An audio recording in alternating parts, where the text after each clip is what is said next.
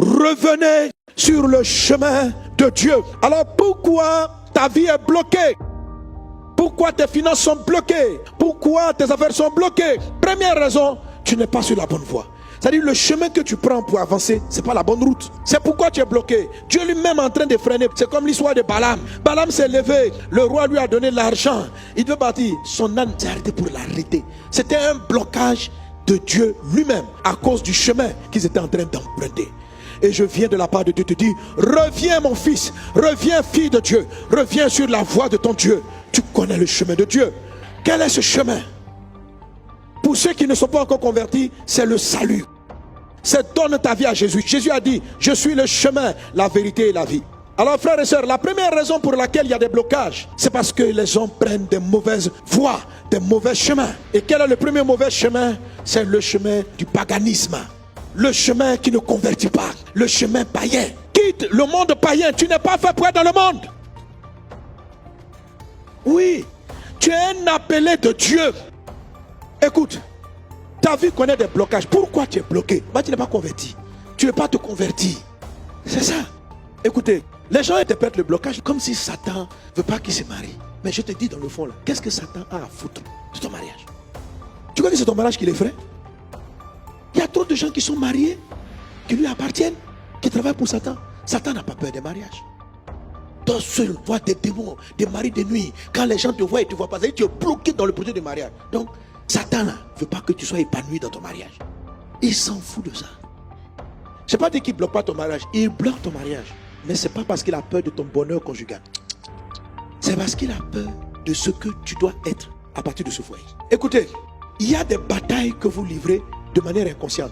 Jésus venait à peine de naître, son étoile est apparue. Hérode a décidé de le tuer. Votre étoile apparaît à votre naissance. Et malheureusement ou heureusement, il y a des gens qui le voient. Des mages ont vu l'étoile de Jésus. Ils pensaient qu'Hérode était content. On dit le roi des Juifs est né. Il regarde dans sa famille, il n'y a pas un enfant qui vient de naître. On dit le roi des Juifs est né. Bon, écoutez, les mystiques prennent ça au sérieux. Vous jouez avec l'histoire des étoiles. Tu n'as aucune idée de ce que les gens voient. Des mystiques ont vu l'étoile de Jésus. Toi, on a vu ton étoile il y a longtemps. Et la femme là, elle a quelque chose. Et c'est pourquoi tu as des blocages. C'est à cause de ton étoile. Donc tant que tu ne vas pas réaliser que tu dois te mettre sur le chemin pour que l'étoile prenne sa destinée, ta vie sera bloquée. Parce que Satan a peur de toi, tu n'étais même pas conscient.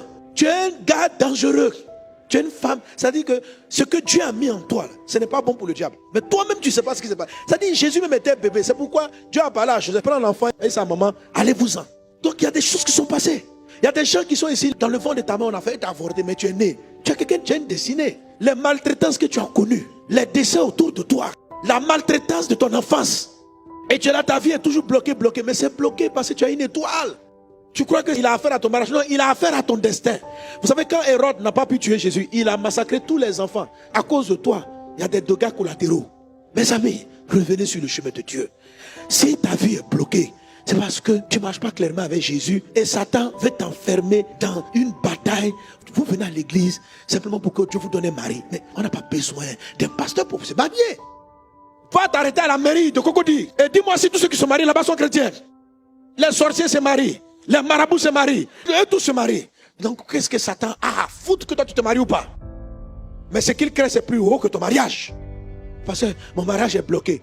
Pose-toi la question. Mais mon mariage est bloqué pourquoi? Maintenant si tu viens chercher Dieu, il va te dire qui tu es et quelle est ton étoile. Il va dire c'est ce que Satan combat. Et il attaque ton mariage mais en fait c'est pas ton mariage qu'il craint. C'est ce que ton couple même va bâtir. Reviens sur le chemin de ta destinée. Convertis-toi. Viens à Christ. Sors du péché. Sors de l'impudicité. Sors du mensonge. Sors de l'adultère. Prends la vie de Dieu. Prends le chemin de ta destinée. Tu es appelé avant ta naissance. Dieu te connaissait avant que tu ne naisses. Prends le chemin.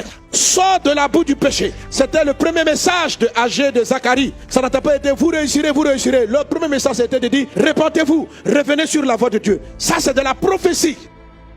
La prophétie, ce n'est pas celle seulement qui vous encense. La prophétie, c'est celle qui vient te ramener sur la voie. C'est celle qui vient te dire qui tu es et ce que tu dois faire et les choses que tu dois laisser. C'est les choses que tu cumules qui n'ont rien à voir avec ta destinée qui te bloquent. C'est les choses que tu accumules, les attitudes, les copains, les copines, les relations bizarres. C'est ça qui te met en retard. C'est ça qui te fait tourner en rond.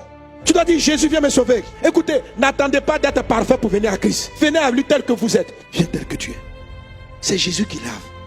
On ne se lave pas avant de venir à Jésus. On vient chez le laveur. tu ne seras jamais suffisamment propre. Tu étais pécheur et il t'a pris. Nous là, quand on venait, on était allé chercher des femmes. Mais c'est dans ça qu'on nous a lavé. Et puis après, femme là a quitté nos têtes. Maintenant tu as péché. C'est vrai que tu as rétrogradé. Toi-même tu veux quitter les péchés par ta propre force avant de revenir. Mais tu ne pourras pas. Quand tu es attaché à des gens, comment tu quittes? Donc viens à Jésus tel que tu es. Dis Jésus, je reconnais que cette relation n'est pas la bonne. Mais je sais que tu es le chemin. Veux-tu me sauver? Délivre-moi. Je suis tombé. Mais j'ai besoin de ton aide. Il va t'aider. Il t'a aidé hier.